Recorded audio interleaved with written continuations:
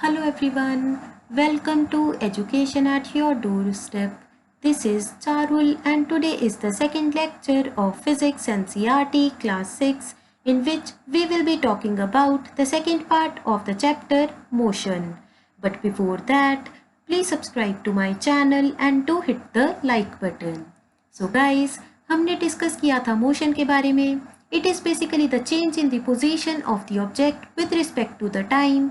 उसके बाद देखा था हमने इनिशियल पोजीशन और फाइनल पोजीशन के बारे में. तो गाइस हमने देखा था कि जैसे ही आपकी मम्मी की आवाज़ आती है कि आकर मैगी खा लो, तो विद इन 1 मिनट आपकी पोजीशन चेंज हो जाती है from the room to the kitchen. तो यहाँ पर टाइम इंटरवल हो गया है 1 मिनट. इनिशियल पोजीशन हो गई है आपका रूम और फाइनल पोजीशन हो गई है किचन. उसके बाद गाइस हमने देखा था कि इनिशियल पोजीशन और फाइनल पोजीशन में जो दूरी होती है उसे बेसिकली बोला जाता है डिस्टेंस. तो गाइस अभी बात करते हैं कि जो मोशन होता है दैट इज़ बेसिकली रिलेटिव. इसका मतलब क्या है? तो गाइस इसके लिए एक बहुत ही सिंपल सी एग्जांपल लेते हैं. मान लीजिए आप अपनी मम्मी के साथ आपकी नानी घर जा रही हैं और आपके पापा आपको ड्रॉप करने आए हैं ऑन द रेलवे स्टेशन. तो गाइस आप और आपकी मम्मा ट्रेन में एंटर कर चुके हैं और जैसे ही ट्रेन चलनी शुरू होगी तो आप और आपके मम्मा मोशन में आ जाएंगे. तो गाइस अभी आपकी मम्मा को देखते हैं कि क्या वो मोशन में है या फिर रेस्ट पर हैं. तो गाइस जैसे ही आप अपनी मम्मी की तरफ देखेंगे तो आपको लगेगा कि मम्मी स्टेशनरी है, वो बेसिकली रेस्ट पर हैं. लेकिन आपके पापा के अकॉर्डिंगली आप और आपकी मम्मा मोशन में हैं. तो गाइस जैसे ही आप खिड़की से बाहर देखेंगे तो आपको लगेगा कि जो पेड़ हैं वो बेसिकली पीछे की तरफ मूव कर रहे हैं. लेकिन आपके पापा प्लेटफॉर्म पर खड़े हुए हैं. उन्हें लग रहा है कि जो ट्रीज हैं they are basically at rest. तो गाइस अभी चीज़ सेम है कि जो पेड़ है वो बेसिकली आपके अकॉर्डिंगली मोशन में है, लेकिन आपके पापा के अकॉर्डिंगली वो रेस्ट पर है. ऐसे ही जो आपकी मम्मा है वो आपके अकॉर्डिंगली रेस्ट पर है, लेकिन आपके पापा के अकॉर्डिंगली मोशन में है.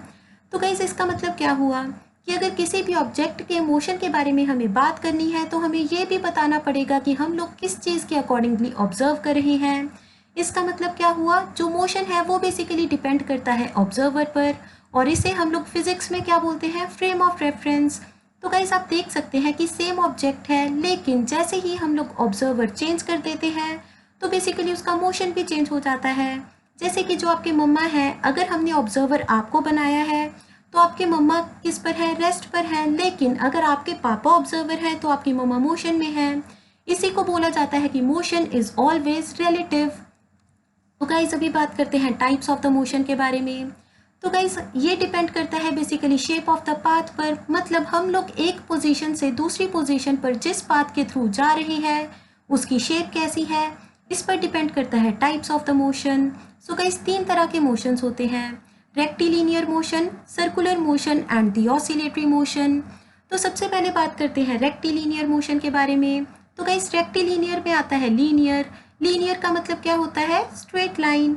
तो गाइस अगर कोई भी ऑब्जेक्ट एक स्ट्रेट लाइन के अलोंग मूव कर रहा है तो उसे हम लोग बोलेंगे रेक्टिलिनियर मोशन. गाइस जैसे कि आप यहाँ पर देख सकते हैं कि जो कार्स हैं they are basically moving on the straight road. इसीलिए गाइस इस मोशन को हम लोग क्या बोलेंगे, रेक्टिलिनियर मोशन. अगर आपको बताना हो कि कार कौन सा मोशन कर रही है तो आप बताएंगे जो कार्स हैं वो बेसिकली रेक्टिलिनियर मोशन कर रही हैं. तो उसके बाद बात करते हैं सर्कुलर मोशन के बारे में. तो गाइस ऑब्वियस है सर्कुलर मोशन में जो पाथ है वो कैसा होने वाला है, सर्कुलर इन शेप. तो हमें पता है कि जो प्लैनेट्स हैं they are basically revolving around the sun, and जो हमारी अर्थ है वो बेसिकली अपनी पोजीशन पर भी घूम रही है. और मैंने आपको बताया था कि जो हमारी अर्थ है वो बेसिकली अगर अपनी पोजीशन पर घूमती है तो उसे बोला जाता है रोटेशन, और अगर वो सन के अराउंड चक्कर लगाती है तो उसे बोला जाता है रेवोल्यूशन. तो गाइस आपको कमेंट सेक्शन में लिखना है कि रोटेशन का टाइम पीरियड कितना होता है और रेवोल्यूशन का कितना होता है. लेकिन गाइस यहाँ पर आप देख सकते हैं कि जो सारे प्लैनेट्स हैं they are basically moving in the circular path. इसीलिए गाइस जो सारे के सारे मोशन है बेसिकली वो कैसा है, सर्कुलर मोशन. मतलब सारे प्लैनेट्स हमारे सन के अराउंड घूम रहे हैं इन द सर्कुलर पाथ. इसीलिए गाइस जो सारे प्लैनेट्स हैं वो किस तरह का मोशन कर रहे हैं, सर्कुलर मोशन. तो गाइस हमने 2 तरह के मोशंस के बारे में देखा, rectilinear motion and the circular motion. Rectilinear motion में जो पाथ था that was basically straight line, और सर्कुलर मोशन में पाथ कैसा है, circular in shape. Okay guys, तो अभी बात करते हैं ऑसिलेटरी मोशन के बारे में. तो गाइस सबसे पहले देखते हैं कि पीरियोडिक मोशन क्या होता है. गाइस पीरियोडिक का मतलब क्या होता है, ये मतलब होता है कि जो चीज़ किसी पर्टिकुलर इंटरवल ऑफ टाइम के बाद अपने आप को रिपीट करे। जैसे कि गाइज आपके बेसिकली जो लेक्चर्स हैं वो कितने मिनट्स के होते होंगे, 45 मिनट्स के। तो हर 45 मिनट्स के बाद जो बेल है वो बेसिकली रिंग करती है। इसका मतलब क्या हुआ, bell ring after every 45 minutes. तो ये क्या हो गया है, पीरियोडिक चीज़ हो गई है। लेकिन पीरियोडिक मोशन का मतलब क्या होगा, अगर एक ऑब्जेक्ट एक फिक्स इंटरवल ऑफ टाइम के बाद अपने मोशन को रिपीट कर रहा है तो इसे बोला जाता है पीरियोडिक मोशन। उसके बाद गाइस बात करते हैं कि ऑसिलेटरी मोशन क्या होता है। तो guys to and fro motion को बोला जाता है ऑसिलेटरी मोशन, लेकिन वो बेसिकली पीरियोडिक होना चाहिए। मतलब एक फिक्स्ड इंटरवल ऑफ टाइम के बाद वो खुद को रिपीट करता रहे। गाइस टू एंड फ्रो का मतलब क्या होता है, लेफ्ट टू राइट जाए या फिर बेसिकली अप डाउन हो सकता है, बैक और फ्रंट हो सकता है। ऐसे मोशन को हम लोग क्या बोलते हैं, to and fro motion. Basically आगे पीछे हो कोई भी ऑब्जेक्ट या फिर लेफ्ट राइट की तरफ मूव करे, अप डाउन मूव करे, इसे हम लोग बोलते हैं ऑसिलेटरी मोशन। और गाइस ये मोशन बेसिकली एक फिक्स इंटरवल ऑफ टाइम के बाद रिपीट होना चाहिए, क्योंकि जो सारे के सारे ऑसिलेटरी मोशन होते हैं they are basically the periodic motion. So guys एक ऑसिलेशन में कितना टाइम लगता है उसे बोला जाता है time period of the oscillation. And आपको याद रखना है कि जो टाइम पीरियड ऑफ ऑसिलेशन होता है that basically depends upon the length of the thread. तो गाइस आपने ऐसा पेंडुलम क्लॉक अपने घर पर देखा होगा, बचपन में देखा होगा या फिर अभी भी होगा। तो गाइस आपको इसके नीचे एक बॉब दिखाई दे रहा है जो कि बेसिकली एक फिक्स इंटरवल ऑफ टाइम पर रोटेशन करता है, मूवमेंट करता है। क्योंकि गाइस जो ये बॉब है ये बेसिकली एक फिक्स्ड पोजीशन पर है, उसके बाद ये थोड़ा सा लेफ्ट की तरफ जाएगा, फिर राइट, लेफ्ट राइट, और ऐसा इसका मोशन होता है।